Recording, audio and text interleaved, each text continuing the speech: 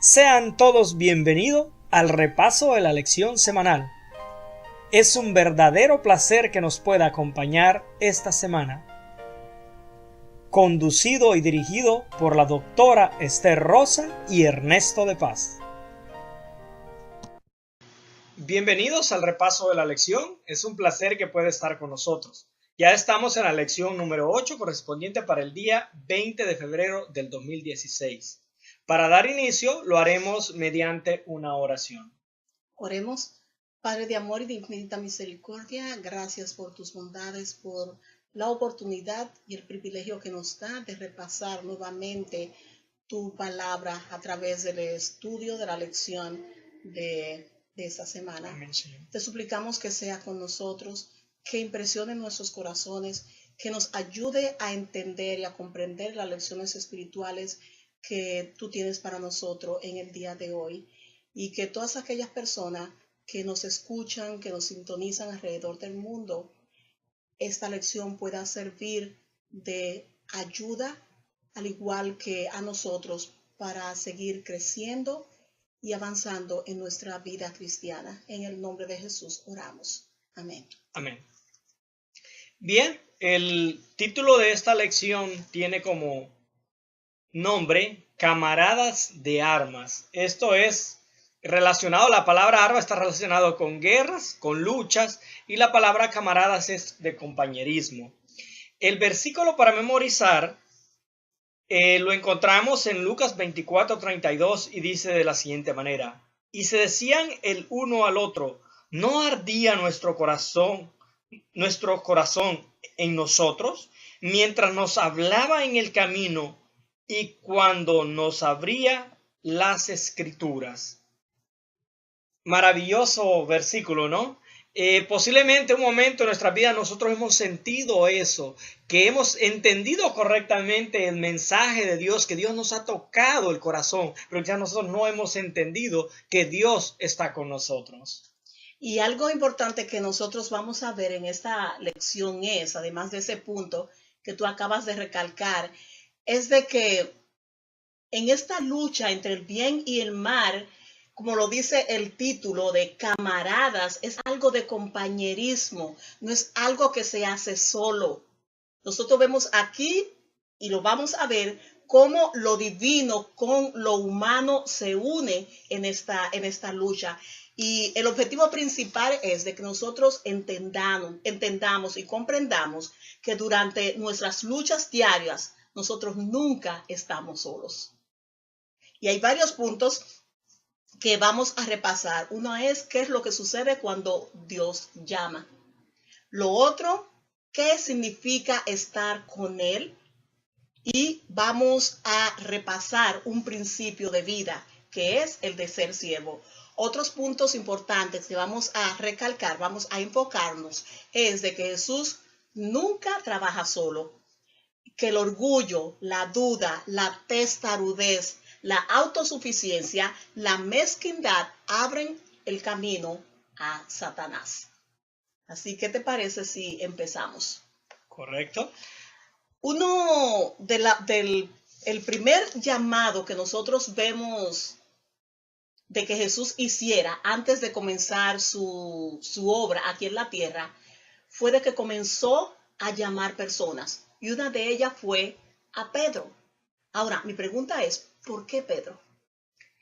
Es curioso, ¿no? Porque si conocemos la historia de Pedro, vamos a encontrar que Pedro era de reacciones rápidas, de un temperamento explosivo.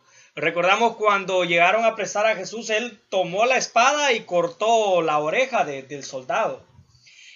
También él siempre reaccionaba de una manera espontánea, pero parece que él tenía algo más grande que esto, y que es lo que a Dios le gusta. Sí, Ernesto, porque recuerda que primero, Jesús nunca le pide a nadie, Dios nunca le pide a nadie que le siga sin antes revelársele. Y en esa ocasión, cuando estas gentes estaban allí tratando de pescar, según la historia, dice que Pedro no estaba solo. Habían otras personas con él esa noche, ese día. en que estaban pescando, tengo entendido que era ya, todavía estaba oscuro. Y que porque generalmente es la hora del día en que los pescadores lo hacen. Entonces vemos que todos reconocieron de que alguien especial estaba allí. Pero la reacción de Pedro fue totalmente diferente a la reacción de los otros que se encontraban. Primero, todos vieron de que cuando Jesús le dice, miren, tomen la red y tírenla específicamente a este lugar. Todos obedecieron. Y eso es algo importante en el llamamiento, en el llamado. O sea, ellos obedecen, tiran la red donde Jesús le indica y allí ven, o sea, sucede el milagro. Porque muchas veces nosotros queremos ver milagros en nuestra vida, pero no queremos hacer lo que Jesús dice. Entonces, ellos vienen y hacen lo que Jesús dice. Y el milagro fue tan abarcante de que los peces, la malla estaba tan pesada que ellos no podían solos. O sea, la barca se les llenó de pescado y tuvieron que decirle a las otras personas, a los otros pescadores, de que trajeran su embarcación y llenar también la embarcación de los otros con pescado. Pero lo que me llama la atención es el versículo 8 de Lucas 5, donde se relata la historia, y que dice, viendo esto, Simón Pedro cayó de rodillas ante Jesús, diciendo, apártate de mí, Señor, porque soy hombre pecador. Esto lo hizo Pedro, no los otros, Pedro. Imagina la disposición de Pedro. Esa hace una diferencia. Pedro reconoce que está frente a un ser superior. Y su reacción es, no, pues si estás conmigo, pues yo lo tengo todo, ¿no? Y se entrega totalmente. Ahora, si nosotros comparamos el caso de Jacob, que era el predecesor de Pedro de muchos años, de hecho Pedro es de la línea de hijo de Jacob, por decirlo así, cuando a Jacob se le apareció el ángel y la reacción de él que sintió de que estaba frente a algo divino fue similar. Entonces, Dios reconoce estas diferencias. Y le gusta. Y le gusta, pero ¿qué tiene de diferente esto? También podemos ver el caso de la reacción de David. Cuando David le dice, tú conoces el corazón. David había pecado. Estaba en una situación que quizás para nosotros nos sentimos indignos. Pero cuando nosotros dejamos que Dios trabaje en nosotros, entre en nosotros y vea cómo nosotros somos y dejamos que moldee eso, eso es lo que hace la diferencia y lo que a Dios le gusta. Pedro hizo esa diferencia. Él se entregó totalmente como él era. Sí, y hay que ver, Ernesto, en qué época de su vida lo hizo. Él estaba en el clímax, en el tope de su carrera, porque esa fue la noche que él tuvo más éxito como pescador. O sea, las embarcaciones estaban llenas de pescado y cuando Jesús le hace el llamado, Pedro, sígueme, él lo deja todo. Imagina esto. Nosotros tenemos un proyecto y estamos orando porque Dios nos bendiga por ese proyecto. Y en el momento que nosotros conseguimos lo que estábamos esperando, cuando tú llegas al clímax de algo, dices, ahorita empecé. La expresión es, de aquí para allá, yo ya la armé. Sí. Esto es lo que yo estaba esperando. Hoy mi vida la solventé, mi retiro, lo que sea. Y Dios te dice, deja eso y sígueme. No es fácil. No es fácil. Sin embargo, Pedro lo hizo. No aparece ahí que dijera, espérame, mira, ahorita tú ya me dijiste dónde pescar. Y yo de aquí en adelante, yo voy a pescar mucho. Nosotros estas barcas las vamos a renovar, la flotilla y todo. No, él simplemente vio de que lo más importante era la salvación y decidió dejarlo todo. Y algo importante es que Pedro, él reconoció de que no estaba ante alguien común y corriente. Entonces imagínate, si este hombre era capaz de hacer lo que hizo, entonces él me imagino que pensó, este puede hacer mucho más cosas en mi vida, cosas maravillosas.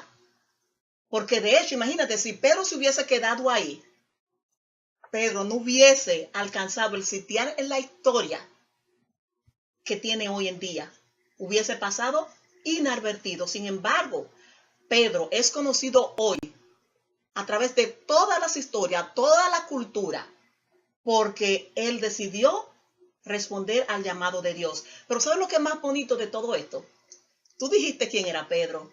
Era un pescador malediciente, decía muchas malas palabras, alguien sin ningún tipo de preparación ni educación.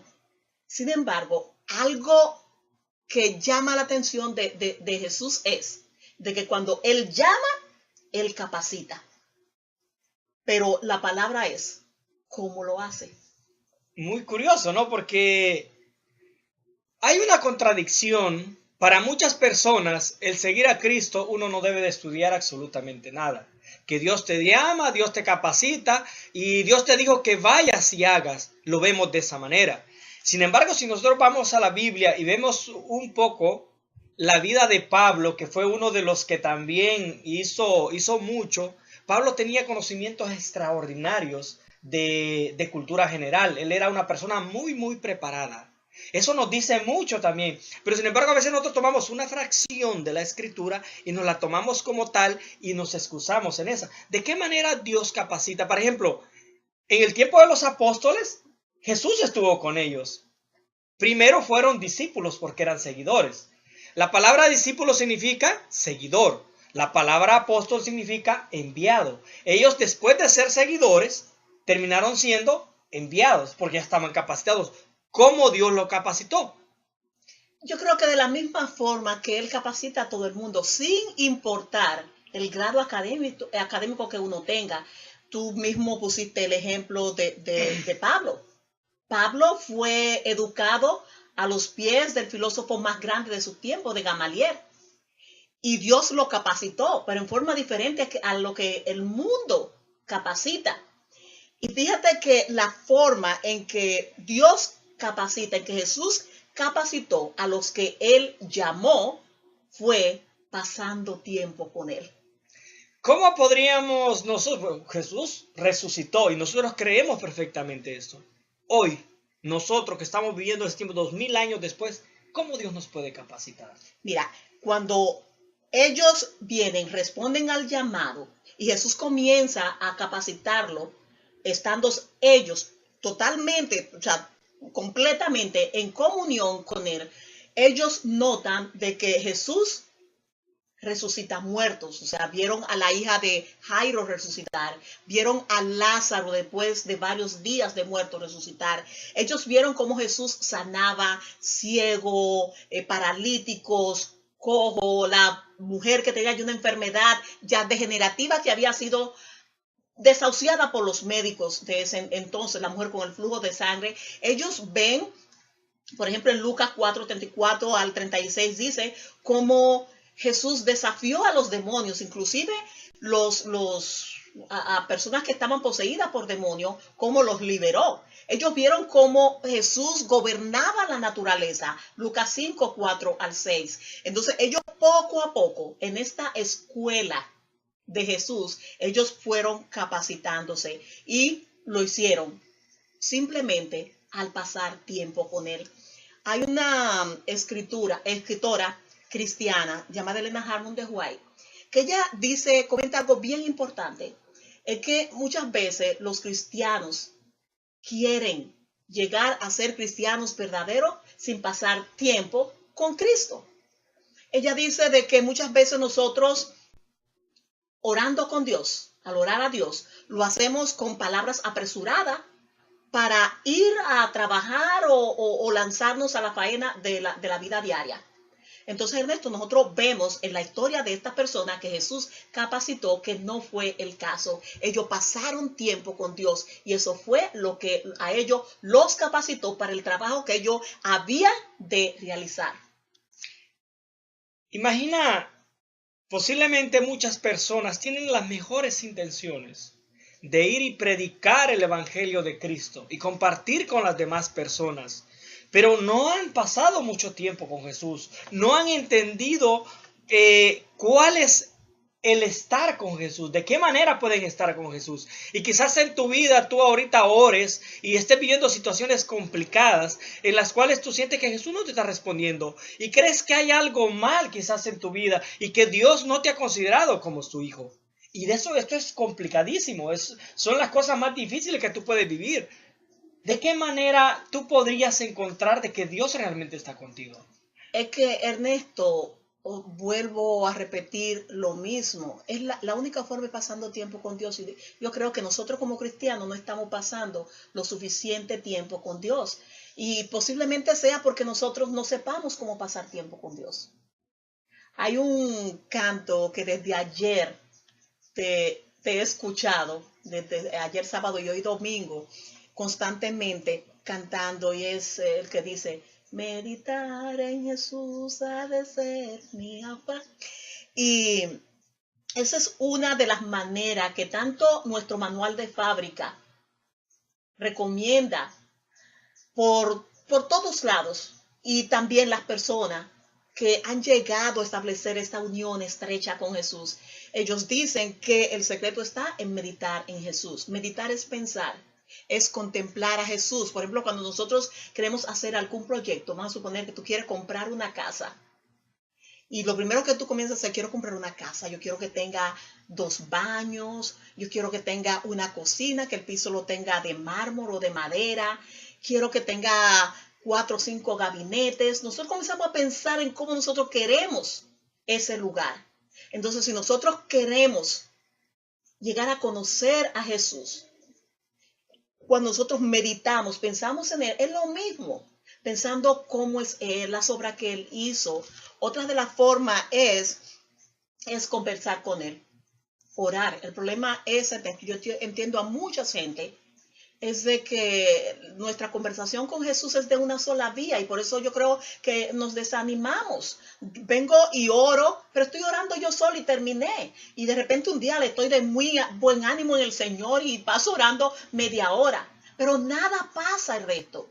Entonces la próxima vez ya 5 minutos ya es demasiado, 3 minutos es demasiado, porque solamente estoy orando, orando yo, estoy hablando yo. Es como de repente si llamara a alguien por teléfono y pues comienzo a hablar, de repente me doy cuenta que estoy hablando sola. Yo voy a cerrar la comunicación, voy a cerrar el teléfono, porque yo estoy hablando sola. Entonces muchas veces es lo que pasa en la vida del cristiano. Nos encontramos hablando solo porque Jesús no dice absolutamente nada, Ernesto, y esto es frustrante. Pues de la manera que nosotros podemos encontrar sus respuestas en la palabra de Dios.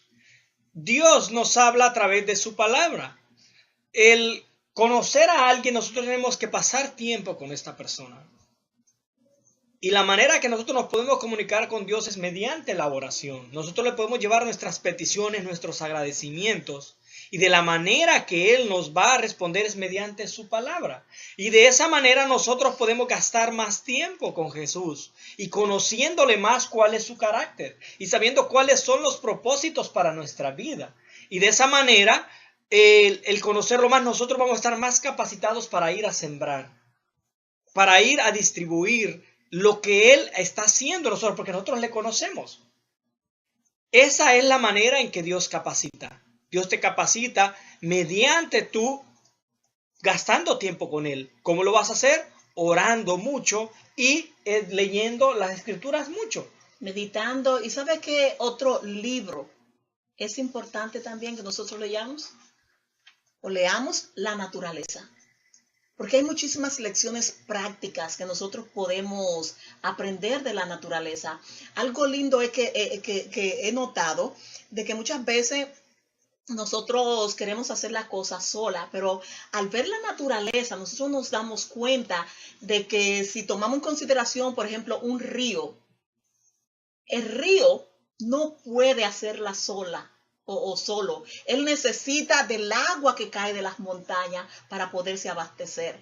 Y el día que ese río no reciba esas corrientes de agua de la montaña, se va a secar.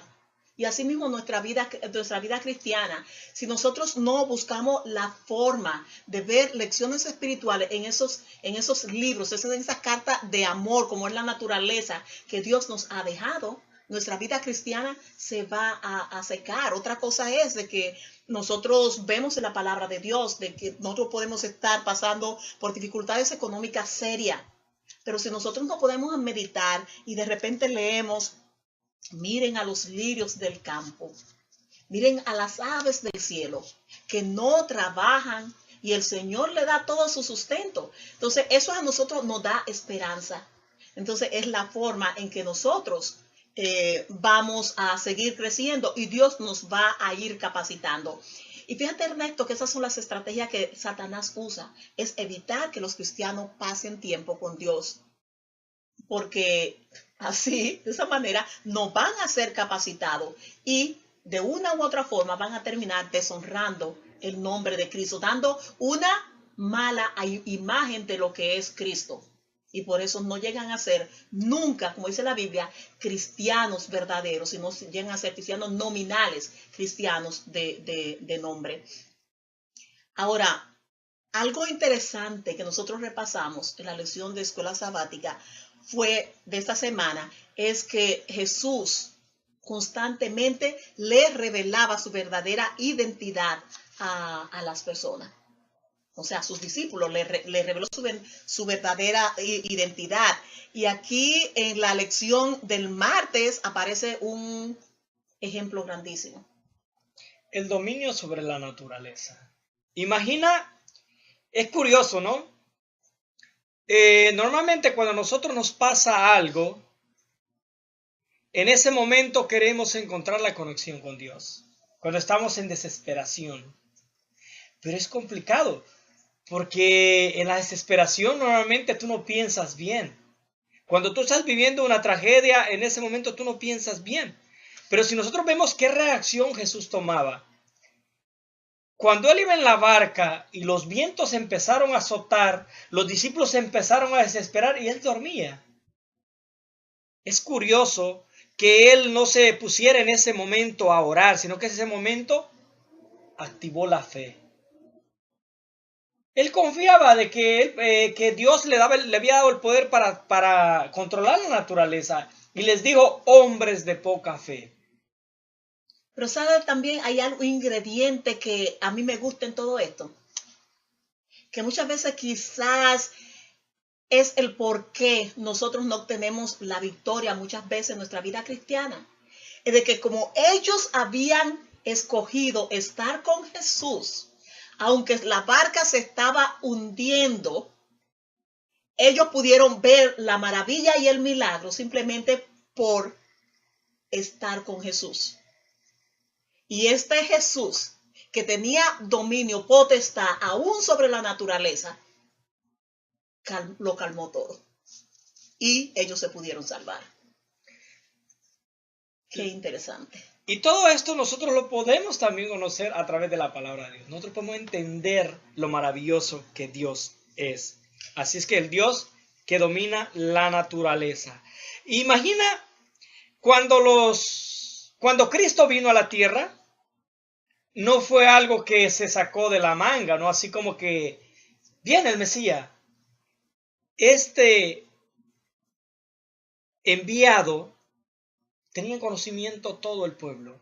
Todos sabían que iba a venir, porque es una promesa que viene desde el Génesis. Desde la misma creación está esta promesa. Entonces, quienes lo conocían, muchos tenían una interpretación de qué manera él iba a venir. Y muchos textos bíblicos hablan que él reinaría con vara de hierro, que él haría eso. Todos lo conocían. Cuando los discípulos estaban con Jesús, ya ellos eran seguidores, el pleito, que quién era el mayor en el reino de los cielos. ¿Quién iba a ser el mayor? Ernesto, es que hay un principio de vida en el mundo espiritual, en el universo, y es el principio de siervo líder. Entonces, todo el mundo quería ser el mayor en el reino de los cielos, pero había un principio que yo tenía que entender. Y fíjate que este problema desde el mismo principio de cuando Jesús comienza a llamar, existía. Nosotros lo podemos ver en esta misma lección que habla de este caso en que esta señora María, o sea, la esposa de Zebedeo, Salomé, María Salomé, creo que se llamaba así, algo parecido era el nombre. Ella viene y le dice a Jesús, mira, aquí están mis dos hijos. Que uno se ponga a la izquierda, ponlo a la izquierda, y el otro va a estar a tu derecha.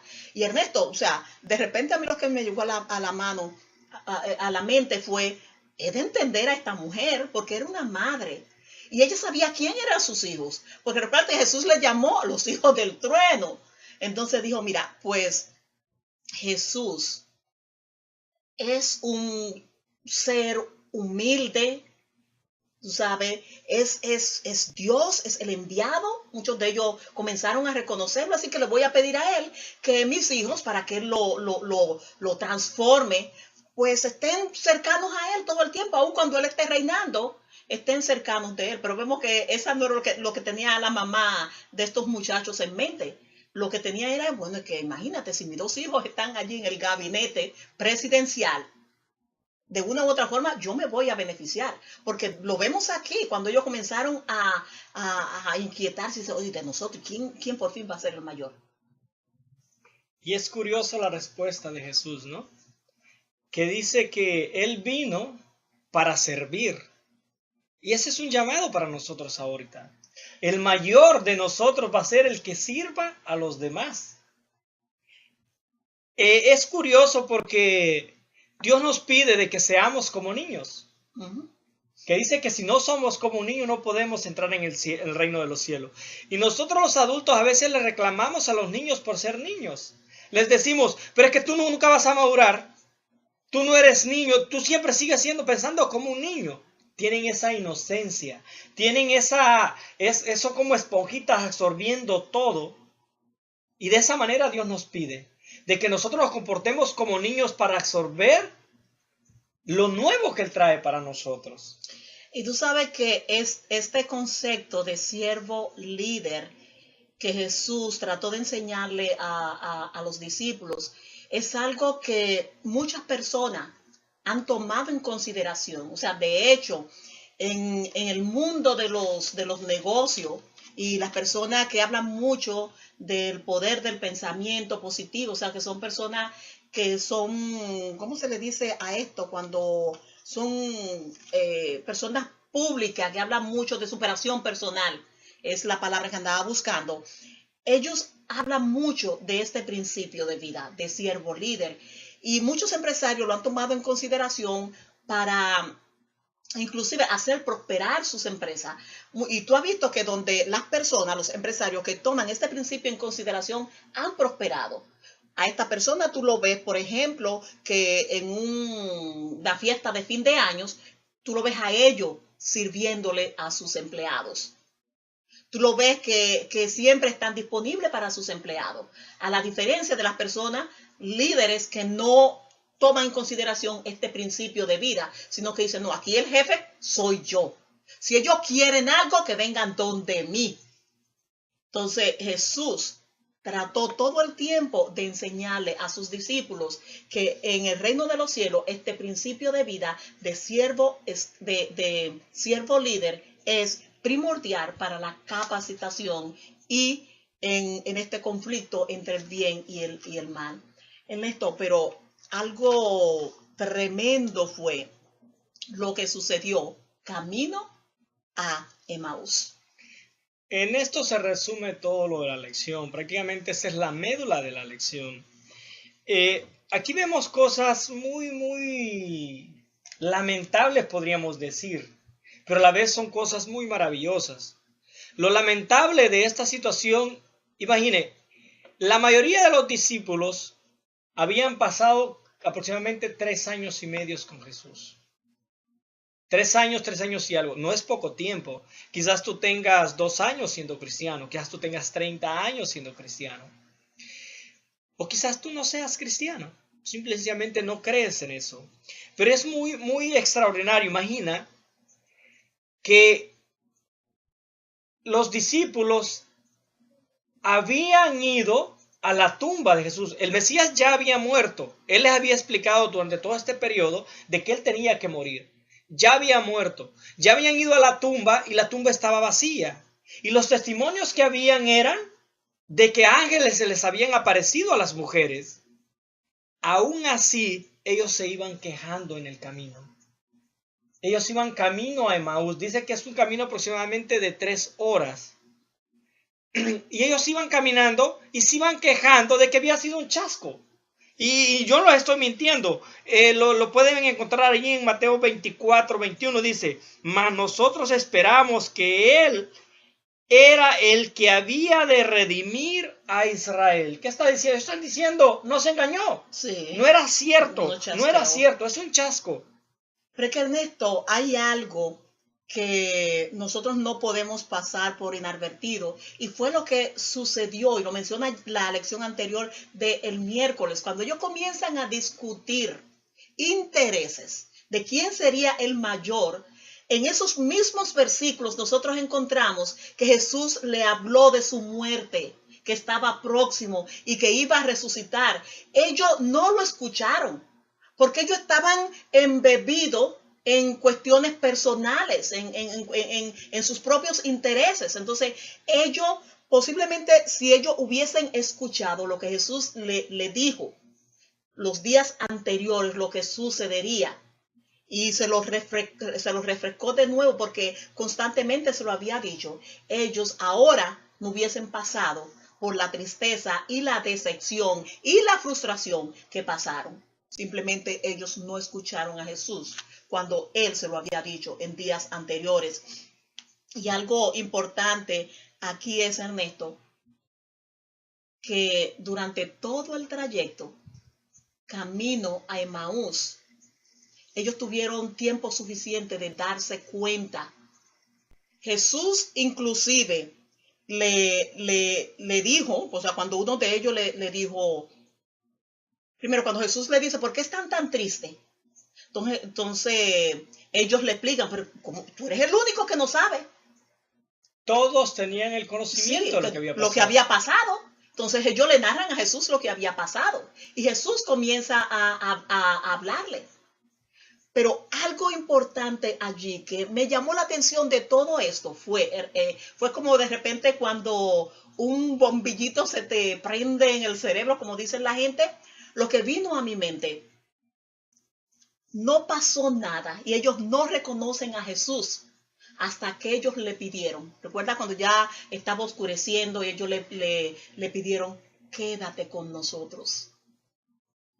Mi mamá me cuenta la historia de que uno de los sermones más grandes, que ella más le ha impresionado, fue un pastor que el sermón de él se llamó Camino a Emaús, y lo que significaba la palabra quédate con nosotros. Y muchas veces cuando nosotros no le pedimos a Jesús, aún siendo cristiano, que se quede con nosotros en los problemas, que se quede con nosotros, aún no entendamos por la situación que estamos pasando, nosotros no vamos a ver la salvación de Dios.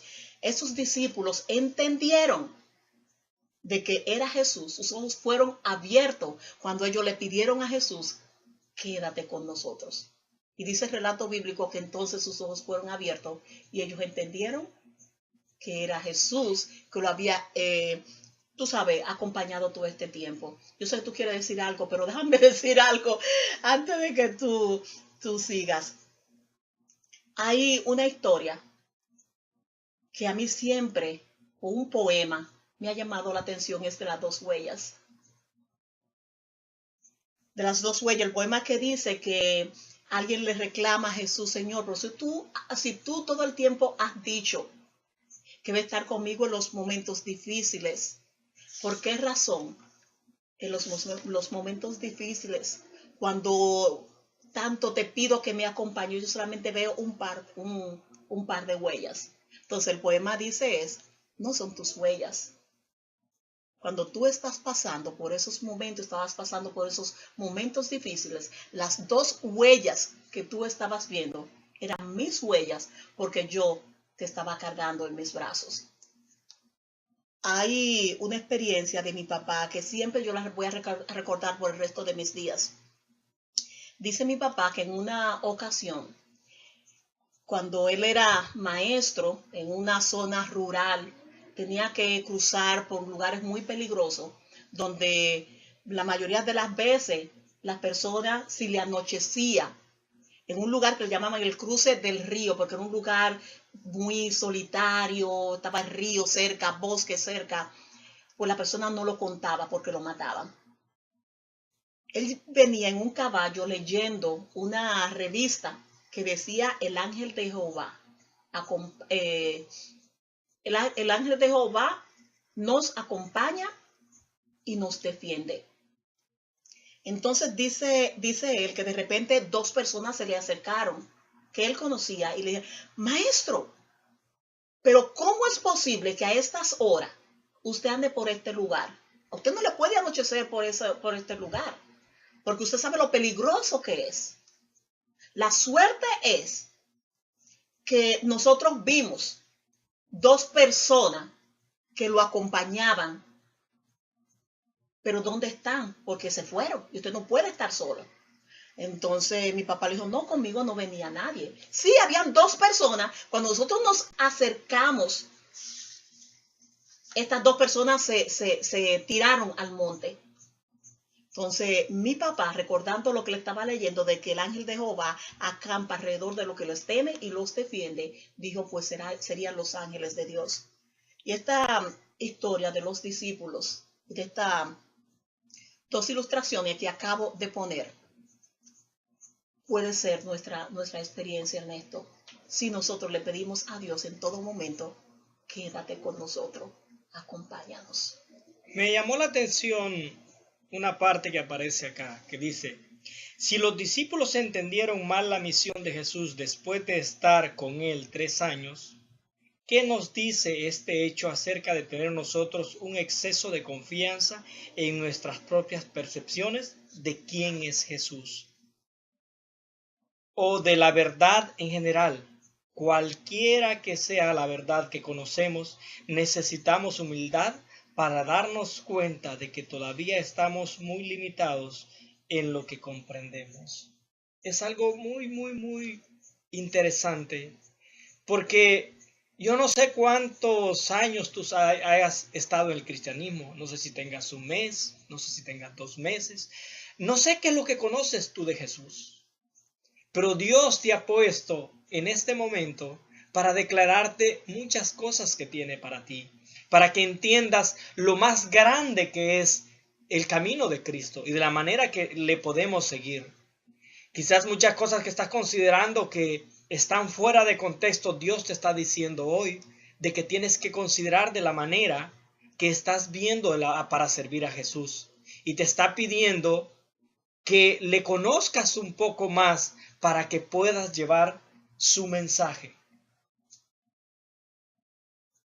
Nunca es tarde para reconsiderar el conocer más a Jesús. Eso debe ser nuestro objetivo primordial, conocer más a Jesús para parecernos más a Él. Exacto. Yo quisiera hacer un llamado. Si en estos momentos nosotros nos sentimos aplastados por una enfermedad, aplastados por situaciones económicas, aplastados porque estamos en espera, especialmente si se vive aquí en los Estados Unidos, en otros países, y tú eres un inmigrante, si necesitas de esos papeles para poder seguir viviendo tranquilo en la tierra donde vives, es tiempo de que tú le digas a Jesús, sea que tú seas cristiano o no, quédate conmigo como lo hicieron los discípulos. Y tú vas a notar que si tú haces eso, va a ser la diferencia en tu vida. Otras de las cosas que ellos aprendieron camino a Emaús, los discípulos, es lo importante que es la lectura de la Biblia en nuestra vida cristiana. ¿Por qué? Porque Jesús la usó para que los ojos de estos discípulos, de esos seguidores de Jesús, fueran abiertos. Todo el tiempo que les recalcó lo que iba a suceder en su vida, le mostró lo que decía la palabra de Dios. Y si esto fue Jesús, que era Dios, que hizo uso de la Biblia, ¿cómo lo hizo? Si Jesús, antes de terminar su misión en el Calvario, pasó 12 horas orando, nosotros podemos ver la necesidad o el lugar prioritario que tiene la oración y la lectura de la palabra de Dios en la vida de un cristiano. Gracias por habernos acompañado. Le esperamos la próxima semana en la próxima lección. Espero ustedes hayan aprendido como nosotros de que tenemos que invitar a Jesús para que esté en nuestras vidas. El Señor les bendiga y hasta la próxima.